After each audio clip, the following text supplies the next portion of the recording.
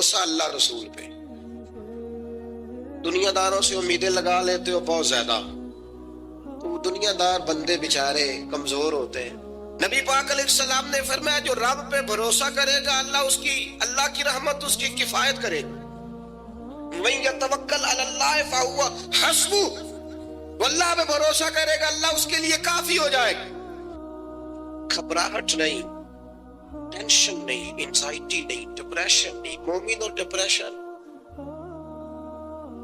مومن اور انزائٹی، مومن اور ٹینشن. وہ جی مجھے پتا نہیں مجھے کیا ہو رہا ہے، جی مجھے خوف آتا ہے. آپ کو خوف آتا ہے مومن ہو کے؟ آپ کو یہ کرونا کے دن تھے تو مجھے لے گئے ایک سرکاری ہاسپٹل میں، آپ کچھ یہاں بات کریں لوگوں کو حوصلہ دیں. تو ایک ڈاکٹر صاحب مجھ سے کہنے لگے جی مجھے نہ تنگ جگہ بڑی گھٹن ہوتی ہے، تو موت سے بڑا ڈر آتا ہے، قبر تو بڑی تنگ ہوتی ہے. میں نے کہا ڈاکٹر صاحب کچھ بھی. کہنے لگے سانس ہی نہیں آتا، چاروں جانب سے بند ہے. تو میں نے کہا بچہ بھی تو ماں کے پیٹ میں سانس لیتا ہے. آپ نے تو سبحان اللہ کہا، وہ ڈاکٹر تھے انہوں نے نہیں کہا. وہ کہنے لگی جو تے اماں لئی دی صاحب.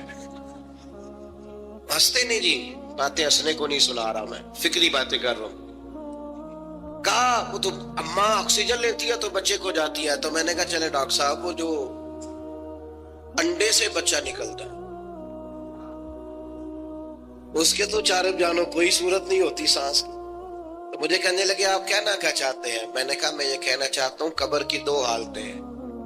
قبر دوزخ کے گڑھوں میں سے گڑھا بھی ہے اور جنت کے باغوں میں سے باغ بھی ہے.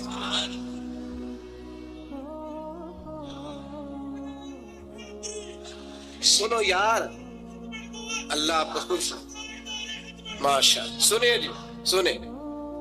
میں نے کہا اگر کسی کا یہ ذہن بن جائے کہ مرنے کے بعد میں نے باغ میں جانا ہے، ایک منٹ کے لیے سوچو نا یار. یعنی ادھر قبر بند ہوئی تو نیچے باغ، اور باغ بھی معمولی نہیں، جنت کے باغوں میں سے باغ. اور باغ ایسا شاندار جس میں آنکھ کھلی تو پہلی زیارت ہی مدینے والے معبود کی. آج پھولے نہ سمائیں گے کفن میں آسی، آج کی رات ہے ان سے ملاقات کی رات. وہاں جانے سے خوف آتا ہے. مومن خوف ٹینشن، مومن کو ایک ہی خوف ہے اللہ کا، رب سے ڈرتا ہے، اللہ کے سامنے کھڑے ہونے سے ڈرتا ہے. باقی مسائل کا خوف کرنا، غربت کا خوف کرنا، لوگوں سے ڈرنا، یہ نکل آئے آپ اس ٹینشن سے. رب جس کو عزت دے اس کی چھین کوئی نہیں سکتا. اللہ جسے رزق دے اس کے ہاں آنے سے روک سکتا کوئی نہیں روک سکتا. طاقتور ہو کے زندگی گزارے. نبی کریم علیہ السلام نے اپنے امتیوں کو مضبوط فکریں دی، توانائیاں دی ہیں. آپ غور کریں نا، حضور ایک جنگ سے واپس لوٹ رہے تھے، صحابہ بھی ساتھ تھے. ادبن صحابہ کرام علیہم رضوان ذرا دور دور ہٹ کے لیٹ گئے. ادبن. یہ بھی میرے دوست نے سیدنا صدیق اکبر کے نام کا نعرہ لگایا نا، دن بھی سیدنا صدیق اکبر کے. بس میں اس وقت عنوان ان کا نہیں ہے، اتنی بات کرتا ہوں کہ دنیا میں ایک فلسفہ بیان ہوتا ہے کہ جو زیادہ قریب رہتے ہیں وہ زیادہ ادب نہیں کرتے. اور یہ کوئی غلط بات نہیں، ایسا ہوتا ہے اکثر. جو زیادہ قریب ہوتے ہیں وہ زیادہ مؤدب. لیکن حضرت صدیق اکبر کا کمال یہ ہے انہوں نے دنیا کے سارے فلسفے غلط کر دیے. قریب بھی سب سے زیادہ وہی تھے اور ادب والے بھی سب سے زیادہ وہی تھے. فلسفہ ہی غلط قرار دے دیا. لوگوں کو بتایا کہ محبت رسول کی باری آئے تو فلسفے بدل جایا کرتے ہیں. قرب بھی سب سے زیادہ ہے اور ادب بھی سب سے زیادہ ہے. بس بیان ہو کس زبان سے مرتبہ صدیق اکبر کا کہ محبوب خدا محبوب ہے صدیق اکبر کا، اور لٹایا راہ حق میں گھر کئی بار اس محبت سے کہ لٹ لٹ کر حسن گھر بن گیا صدیق اکبر کا. لٹ لٹ کے حسن گھر بن گیا صدیق اکبر. تو صحابہ ادبن ذرا سرکار سے تھوڑا سا سائڈ پہ ہو کے لیٹ گئے. نبی کریم علیہ السلام نے اپنی تلوار درخت کی ٹہنی سے لٹکائی اور کریم بھی آرام فرما ہوئے. اچانک کافر آیا، اس نے تلوار سرکار کی نکال لی. دیکھا حضور اکیلے، اور پاس اسلحہ بھی نہیں ہے، تو حضور پر تلوار تان کے کہنے لگا اب آپ کو مجھ سے کون بچائے گا؟ نہیں، آپ زیادہ توجہ کریں بات پر، کون بچائے گا؟ یعنی آپ یوں سمجھ لیں کہ بندہ گھر میں سویا ہوا ہو تو اچانک اسے آواز آئے کہ چھت پہ کچھ چل رہا۔ آپ کو اپنی مثال دے رہا ہوں، آپ کو اپنے آپ کو سمجھانے کے لیے، وہاں کے لیے نہیں۔ تو پتہ چلے نا چھت پہ کچھ چل رہا ہے تو بہت سارے لوگ ایسے ہوتے ہیں ان کے تکیے کے نیچے سے موبائل بھی نہیں نکلتا، اتنا ڈر جاتے ہیں، بالکل پریشر کے نیچے آ جاتے ہیں۔ یعنی ڈاکٹر نے کہہ دیا جی آپ کی رپورٹیں بتاتی ہیں کہ مشکل ہے آپ بچیں، تو کچھ تو ڈاکٹر کی بات سن کے فوت ہو جاتے ہیں، اور کچھ کہتے ہیں تیری رپورٹیں ٹھیک ہوں گی پر ہوگا وہ جو میرا رب چاہے گا۔ یہ طاقت سرکار نے دی ہے اپنے غلاموں کو۔ اس نے تلوار اٹھائی، کہنے لگا آپ کو کون بچائے گا؟ تو محبوب کے چہرے پہ اطمینان، اور وہ جو اللہ نے میرے محبوب علیہ السلام کو روک دیا ہے، محبوب اسی حالت میں زیر لب مسکرائے اور فرمایا مجھے کون بچائے گا؟ مجھے میرا اللہ بچائے گا۔ اس میں بڑی طاقت ہے، اس لفظ میں بڑی طاقت ہے۔ کو مشکل آئے تو تعلقات نہ لڑایا کرو، وہ فائلوں میں رکھے کارڈ نہ نکالا کرو کہ فلانے کو فون کرتا ہوں۔ کبھی بھی مشکل آئے تو سب سے پہلے مصلی بچھایا کرو، اللہ کے حضور حاضری دیا کرو، طاقتور ہو جاؤ۔ نبی کریم علیہ السلام نے فرمایا مجھے میرا اللہ بچائے گا، بس یہ لفظ کہے وہ کانپا، تلوار گری، کریم مسکرائے، تلوار اٹھائی، فرمایا لو بھی مجھے تو اللہ نے بچا لیا، تو بتا تجھے کون بچائے گا؟ تو وہ کہنے لگا میں نے سنا ہے آپ معاف کر دیا کرتے ہیں، تو فرمایا جا میں نے معاف کیا، دیر والی تو بات ہی کوئی نہیں، اللہ بچائے۔ کتنی بڑی بھی مشکل آ جائے، کچھ بھی ہو جائے، مجھے میرا اللہ بچائے گا۔ میرے عزیزوں، طاقتور زندگی گزارنی ہے۔ میں نے زیادہ باتیں نہیں کرنی، تھوڑی تقریر کرنے والا آدمی ہوں، سمیٹنے کی طرف آ رہا ہوں۔ اپنی زندگی میں اپنے افکار و نظریات میں کبھی بھی کسی قسم کی بھی کمزوری پیدا نہ کریں۔ نبی اکرم صلی اللہ تعالی علیہ وسلم نے اپنے غلاموں کو تازہ دم رکھا ہے، ان کو فکری توانائیاں عطا کی ہیں، بس ہم نہ آہستہ آہستہ اتنے کمزور ہو گئے کہ ہم ضعف اعتقادی کی طرف چلے گئے۔ اس کی جو سب سے بڑی وجہ ہے وہ یہ ہے کہ سوچ بڑی محدود ہے، اپنے گھر تک، اپنے محلے تک، اپنے کمائی تک، اپنے مکان تک محدود ہو کے رہ گئے۔ اس محدود سوچ سے باہر آئیں۔ نبی کریم علیہ السلام نے فرمایا میں خلق کا رسول بن کے آیا ہوں، مخلوق کا رسول ہوں میں۔ یعنی نبی اکرم علیہ السلام کی امت دعوت میں تو سارے انسان شامل ہیں نا۔ محبوب نے کہا میں خلق کا رسول ہوں۔ جب بھی سرکار نے بات کی عالمی سطح کی بات کی، جب بھی یہ اسلام جو ہے یہ حدود و قیود میں بند نہیں۔ اقبال کہتے ہیں بازو تیرا توحید کی قوت سے قوی ہے، تو جناب ہمارے وطن کا نام کیا ہے؟ اسلام تیرا دیش ہے، اسلام تیرا، اقبال کہتے ہیں بازو تیرا توحید کی قوت سے قوی ہے، اسلام تیرا دیش ہے تو مصطفی ہے۔ اسلام تیرا دیش۔ آپ کی سوچ بڑی ہونی چاہیے، وسیع سوچ۔ آپ کو پتہ ہے تجارت کو سرکار نے پسند کیا ہے، کیوں؟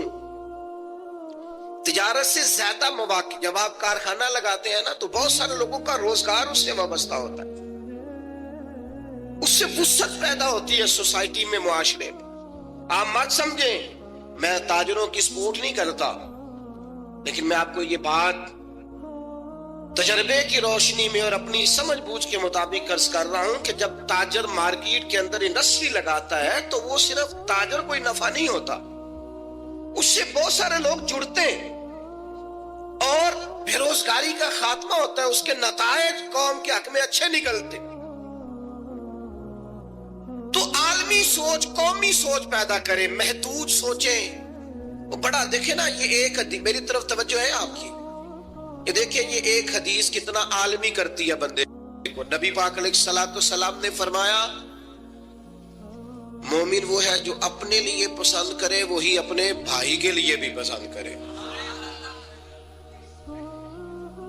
یہ ایک روایت اگر اس پر، اور یاتی بھی سب کو ہے، اگر سب کا اس پر عمل ہونے لگ جائے تو مجھے بتائیے کوئی چیز ملاوٹ والی بکے گی مارکیٹ میں؟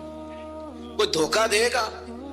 کوئی ایسا کام جو غلط ہو؟ بیٹھ جائیں بیٹا، تشریف رکھیں سارے، اللہ کو وہ ایک اٹھیں گے تو پھر تو سارے اٹھ جائیں گے. مہربانی کریں، بس میری بات مکمل ہوگی، پیغام میں نے جو دینا تھا دے لیا، سمیٹ رہا ہوں بات کو. یاد رکھیے گا کہ عالمی سوچیں، قومی. آپ جب اپنے بھائیوں کے لیے بھی وہی پسند کریں گے جو خود پسند کر رہے ہیں تو سوسائٹی میں کتنا نکھار آئے. سرکار جب بھی بات کرتے تھے بڑی بات کرتے، داعیہ اللہ ہے نا، تو جب بھی بات کی عالمی.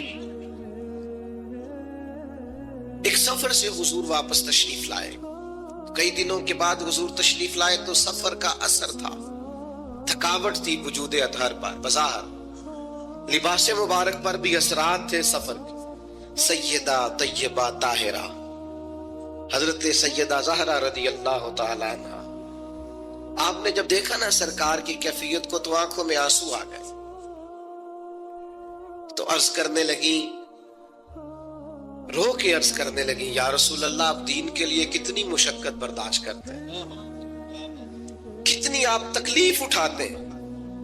آنسو بہائے. اب مجھے بتائیے ہمارا کوئی بچی بچہ ایسی بات کرے تو ہم کہتے ہیں تجھے تو ایک دو کا پتہ ہے، میرے تو بہت زیادہ ہے، تو کتاب کھول دیتے. جب کہا یا رسول اللہ آپ کتنی تکلیف اٹھاتے ہیں تو پتہ ہے نبی کریم نے کیا فرمایا؟ حضور فرمانے لگے، فاطمہ آپ کے والد کو اللہ نے بڑے مقاصد کے لیے دنیا میں مبعوث فرمایا، بڑے مقاصد کے لیے دنیا میں مبعوث فرمایا ہے. فرمایا نہ کوئی گھر کچا بچے گا، نہ پکا بچے گا، نہ کوئی جھونپڑی بچے گی جہاں اللہ تعالی ہمارے دین کے پیغام کو پہنچا نہیں دے گا. تو جب بڑے مقاصد کے لیے نکلنا ہے تو پھر یہ صحبتیں تو چلیں گی، یہ آزمائشیں تو چلیں گی. میرے بھائیوں، وسیع الظرفی، وسیع القلبی، کشادہ سینہ، بڑا دل، بڑا حوصلہ، بڑی سوچیں، بڑے افکار اپنی زندگی میں پیدا کریں. نوجوانوں، آرام پسندی تھوڑی کم کرو. ہر وقت لیٹنا، ہر وقت آرام تلاش کرنا، یہ کمزور کر دیتا ہے جوانوں. لقد خلقنا الانسان فی کبد، ہم نے انسان کو مشقت میں رہتا ہوا پیدا کیا. میں نے ابھی دوستوں سے کہا ہے، پھر آپ کی خدمت میں عرض کرتا ہوں، رات ہو گئی ہے تقریباً 11 گھنٹے کی، 7 بجے عشاء ہوتی ہے اور 6 بجے کے بعد عموماً سب جگہوں پہ فجر کی نماز ہوتی ہے، تو 11 گھنٹے کی رات بنتی. بہت زیادہ بھی ڈاکٹر کہتا ہے کوئی سوئے تو 8 گھنٹے سو لے، نیند پوری ہے. اگر عشاء کے بعد موبائل کرو جلدی بند، تو ذرا سحری میں اٹھو، بندہ ہو جوان اور اٹھ کے پڑھے تہجد، تو مزہ نہیں آ جاتا. اور جو سحری کے وقت دعا کا مزہ ہے، جو دعا کی لذت ہے، نبی کریم علیہ السلام نے صبح صبح سیدہ پاک کو آواز دے کے کہا یہ ہماری تعلیم کے لیے، فرمایا اٹھو، یہ رب کریم سے سوال کرنے کا وقت ہے. پچھلی رحمت، پچھلی راتی رحمت رب دی کرے بلند آوازہ، او بخشش منگن والے کارن کھلا جے دروازہ. لیکن ہمارا مسئلہ یہ ہے کہ جس ٹائم جاگنا ہے اس ٹائم سوتے ہیں، جس ٹائم سونا ہے اس ٹائم. ایک گزارش تو یہ ہے کہ کوشش کریں ان راتوں میں تو کم از کم تہجد پڑھی جائے، اور یہ کوشش کر کے دیکھیں مزہ آئے گا.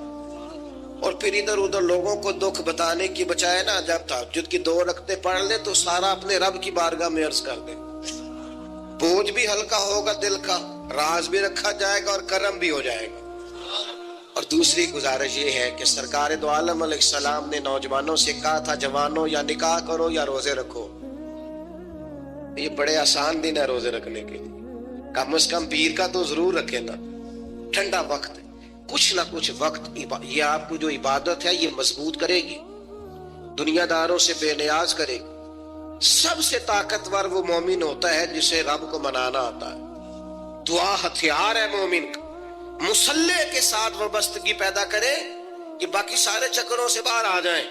مجھے ایک نوجوان نے کہا کہ یہ لوگ مشہور کیسے ہوتے ہیں؟ میں نے کہا ایک تو شہرت وہ ہے نا لوگ کشید کرتے ہیں، یہ لیے پھرتے ہیں بیچارے. آج کل بہت سارے لوگ جیسے بھی مشہور ہونا پڑے ہونا ہی ہونا ہے، یہ خطرناک ہے. ایک شہرت وہ ہے جو خدا اپنے فضل سے دیتا ہے. اللہ اپنے کون سی سیجعل لهم الرحمن ودا، فرمایا جو ایمان لانے کے بعد اچھے عمل کرے گا رحمان لوگوں کے دلوں میں محبت پیدا فرما دے. یہ خدائی ہے محبت، خدائی. تو یہ کشید نہ کریں، اللہ جو عطا کرے اس پر توجہ کریں. آپ دیکھیے لوگ علماء کے پاس نہیں جاتے، باباؤں کے پاس جاتے. تعویذ دھاگا، کالا جادو، نیلا جادو. جس نوجوان کا کام کرنے کو دل نہیں کرتا اسے جادو ہو جاتا ہے. اور پھر یہ کہ کالی بلی رستہ کاٹ گئی تھی، اور پھر یہ کہ میں باہر نکلنے لگا تو کسی نے آواز دے دی تھی. عجیب قسم کی اوہام پرستیوں کا لوگ شکار ہیں. نبی پاک صلی اللہ تعالی علیہ وسلم داعی اللہ ہے. سرکار نے لوگوں کے نظریات کو پختہ کیا. حضور علیہ السلام کے فیوزات روحانیہ سے لوگوں کے دل طاقتور ہوتے تھے. مضبوط فکریں، مضبوط عقیدے سرکار کے وسیلے سے مسلمانوں کو نصیب ہوئے. ہم جیسے جیسے دیکھیں نا تصوف اور طریق میں آپ کو عرض کروں، صوفیہ کرام کا اصل موضوع عقیدہ توحید ہے. اصل موضوع ان کا ہے. یہ وہ لوگ ہیں جو لوگوں کو صحیح معنوں میں توکل کا، صبر کا، شکر کا، قناعت کا، رجوع اللہ کا سبق دیتے ہیں. اصل موضوع ان کا ہے. لیکن اب چونکہ صوفیہ کی جماعت میں وہ لوگ اللہ ماشاءاللہ خال خال رہ گئے، اور پھر یہ کہ بیٹھ گئے تعویذ دھاگے دینے والے، زاغوں کے تصرف میں، عقابوں کے نشے من. نتیجہ اس کا بڑا خطرناک برآمد ہوتا ہے. مضبوط فکریں. کبھی آپ اس روایت کو دیکھیں اور یاد کر لینا تو یہ بڑا نفع دیتی ہے. نبی کریم علیہ السلام نے حضرت عبداللہ ابن عباس رضی اللہ تعالیٰ عنہ سے فرمایا، عبداللہ ساری دنیا مل کے تیرا بھلا کرنا چاہے کر نہیں سکتی جب تک رب نہ چاہے. اور فرمایا سارے دنیا دار مل کے تیرا کچھ بگاڑنا چاہے بگاڑ نہیں سکتے جب تک رب نہ چھوڑ دے بیٹا. جب تک اللہ نہ چاہے تو پھر رجوع تو اللہ کی جانب کرنا چاہیے. نبی اکرم صلی اللہ تعالی علیہ وسلم نے اپنی امت کو توانائی اس بات سے دی کہ اللہ ہمارے ساتھ ہے.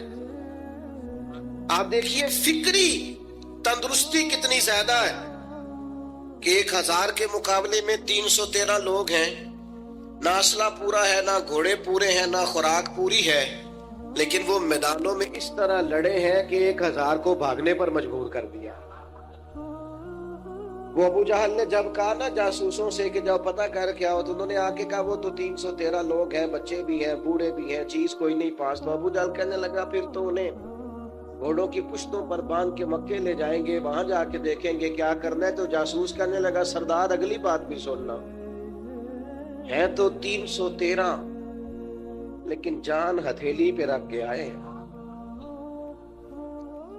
جس کے خیمے کے پاس سے گزرے ہیں شہادت کی دعا مانگتے دیکھا ہے. ان کی آنکھوں سے چمکتی ہوئی روشنی اور ان کے لفظوں سے پھوٹتا ہوا ولولہ اور ان کی آوازوں سے نکلتا ہوا دبدبا کسی جگہ بھی انہیں کمزور نہیں ہونے دیتا. ان کے اندر کہیں بھی کوئی کمزوری نہیں آنے دیتا. غریبی کا نام لے کے سارا سارا دن پریشان ہونا، غریبی کا نام لے کے اپنے آپ کو مظلوم ثابت کر کے لوگوں کو مدد پر اکسانا بندہ مومن کا یہ طریقہ نہیں ہے. اپنی توجہ اللہ کی جانب کرے، نبی رحمت علیہ السلام کی بارگاہ میں استغاثہ پیش کرے. لیکن دنیا داروں کو مائل کرنا، لوگوں کی جیبوں کی طرف دیکھنا، یہ مومن کی شان گردن کو جھکا دیتا ہے خیرات کا پتھر۔ جہاں میں مانگنے والوں کے سر کبھی اونچے نہیں ہوتے، اور غیرت ہے بڑی چیز جہان تگ و دو میں۔ بھائی آپ طاقتور بنے۔ دیکھیں نا، ایک نوجوان نے آ کے حضور کی بارگاہ عالی مرتبت میں عرض کیا تھا، یا رسول اللہ صلی اللہ علیہ وسلم، غریب ہوں کچھ دیجئے۔ تو حضرت جابر ابن عبداللہ رضی اللہ تعالیٰ عنہ فرماتے ہیں، ہم نے حضور سے بڑا کچھ سنا، یہ لفظ نہیں، لفظ لا، یعنی میرے پاس نہیں ہے، یہ ہم نے حضور سے سنا ہی نہیں۔ ایسا کوئی محبوب کہیں ہوگا نہ کہیں ہے، بیٹھا ہے چٹائی پہ مگر عرش نشیں ہے، اور ملتا نہیں کونین کو کیا کیا تیرے در سے، بس ایک لفظ نہیں ہے جو تیرے لب پہ نہیں ہے۔ اور یہ فاضل بریلوی رحمت اللہ علیہ کا انداز بھی دیکھیے، کہتے ہیں واہ کیا جود و کرم ہے شہ بطحا تیرا۔ اور یہ ذرا دیکھیے شعری ذوق دیکھیے، واہ کیا جود و کرم ہے شہ بطحا تیرا، نہیں سنتا ہی نہیں، نہیں۔ کیا انداز ہے! اب یہ کیسی زبان ہے اور کیسا یہ محاورے کا استعمال ہے، جو شعری ذوق رکھتے ہیں وہ سمجھے، کہتے ہیں نہیں سنتا ہی نہیں، کون؟ مانگنے والا تیرا۔ یا رسول اللہ آپ سے مانگنے والا نہیں سنتا، حضور عطا کرتے۔ اور ایک جگہ پہ فرماتے ہیں، میرے کریم سے گر قطرہ کسی نے مانگا، دریا بہا دیے ہیں دربے بہا دیے۔ حضور تو دیتے، پر نوجوان نے جب آ کے عرض کی نا، یا رسول اللہ صلی اللہ علیہ وسلم کچھ دیجئے، وہ جوان ہو، چڑھتی جوانی ہو، اور پھر وہ سوال کرے۔ ہمارے ساتھ ایک دوست پڑھا کرتا تھا، یہ 3 مہینے کی چھٹیاں ہوتی تھی تو وہ مستریوں کے ساتھ مزدور لگ جاتا۔ ہم نے اسے کہا، یار تو تب 9th 10th کے اندر مزدوری کرنے جانا، تو کہندا سی یار میں قد میرا ایڈا بڑا ہے، ابا جی کو مانگ دیا شرم آتی۔ یہ سوچ نوجوانوں میں پیدا ہونی ضروری ہے۔ اب میں ابا جی سے مانگوں، مجھے تو دینا چاہیے۔ اس نے آ کے عرض کی، یا رسول اللہ صلی اللہ علیہ وسلم کچھ دیجئے، تو حضور فرمانے لگے تیرے پاس کچھ بھی نہیں؟ اس نے کہا ایک پیالہ ہے میرے پاس گھر میں اور ایک کمبل ہے۔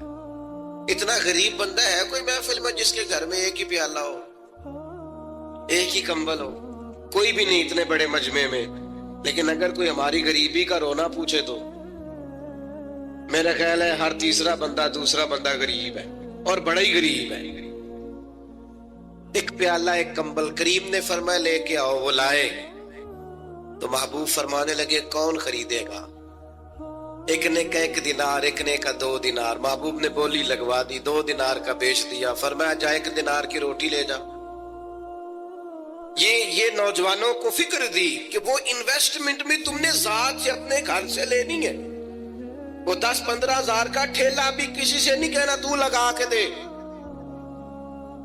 جاؤ 1 دینار کا کھانا لے جاؤ، 1 دینار کا کلاڑا خرید کے لاؤ۔ صحابہ فرماتے ہیں وہ کلاڑا لایا، پر نصیب دیکھو اس کلاڑے میں دستہ نبی کریم نے اپنے دستے مبارک سے لگایا۔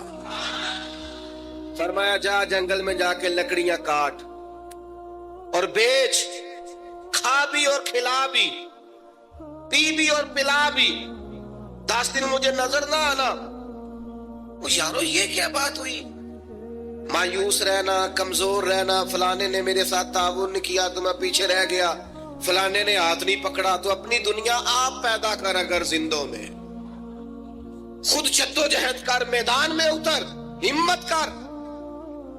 حضرت حسن بصری رحمت اللہ علیہ کے پاس ایک نوجوان نے آ کے عرض کی، حضور بس آج کے بعد میں نے کام نہیں کرنا۔ فرمایا تمہیں کیا ہوا ہے؟ کہنے لگا آج میں نے عجیب منظر دیکھا ہے، میں نے دیکھا ہے کہ ایک شیر نے شکار کیا بکرے کا، آدھا کھایا ہے، آدھا منہ میں پکڑ کے پہاڑی پہ چڑھ گیا۔ وہاں ایک نابینا لومڑی بیٹھی تھی، باقی کا اس نے اسے کھلایا ہے۔ تو حضور میں یہ سمجھ گیا ہوں کہ جو رب اس نابینا لومڑی کے لیے بندوبست کرتا ہے میرے لیے بھی کرے گا، لہذا میں نے کام نہیں کرنا۔ حضرت حسن بصری بڑا مسکرائے، فرمانے لگے کہانی میں کردار تو نے دو دیکھے، ایک شیر ایک لومڑی۔ فرمانے لگے کیا بات ہے تیری، تو نے لومڑی بننے کا پروگرام بنایا، شیر بننے کا کیوں نہیں بنایا؟ تو شیر بننا، شکار کار، خود بھی کھا دوسروں کو بھی کھلا، یہ کیا بات ہوئی؟ امت کے جوان فائلیں لیے دفتروں کے چکر لگاتے اور اپنی بغل میں کاغذات لیے امبیسیوں کے پھیرے کاٹتے اور ایجنٹوں سے سوال کرتے کہ مجھے ملک سے باہر جانا ہے، کیا طریقہ ہے؟ یہاں رہ کے بھی محنت ہو سکتی ہے، اپنی مٹی پہ چلنے کا سلیقہ سیکھو، سنگ مرمر پہ چلو گے تو پھسل جاؤ گے۔ دوستو سنو، میرے کریم نے فرمایا جہاں لکڑیاں، ایک پیشہ برا ہے میرے بھائیوں، ایک پیشہ، وہ ہے کسی کے آگے ہاتھ پھیلانا۔ باقی دنیا میں کوئی پیشہ برا جو ٹھیلا لگاتا ہے اور مالٹے بیچتا ہے اور سیب بیچتا ہے، بڑا عزت والا آدمی، یہ شارٹ کٹ چھوڑ دو، دوسروں پہ بھروسہ کرنا چھوڑ دو۔ وہ شاعر ایک بیٹھا تھا نا، شاعر مجھ سے ناراض نہ ہو جائیں، تو کئی دفعہ وہ شعر و شاعری میں بھی ان کی حالت بڑی خستہ ہو جاتی ہے۔ جن دنوں لوگ پتلے کپڑے پہنتے ہیں، بعض شاعروں نے ان دنوں میں بھی موٹی چادر لی ہوئی ہوتی ہے۔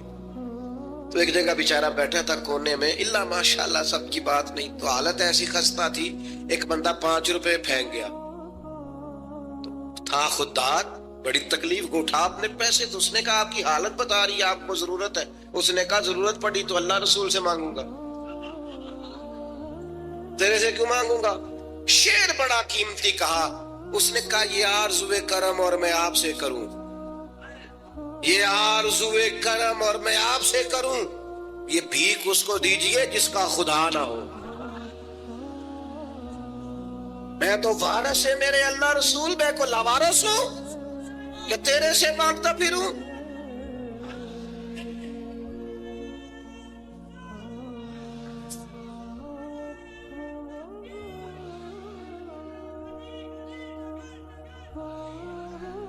ماشاءاللہ ماشاءاللہ۔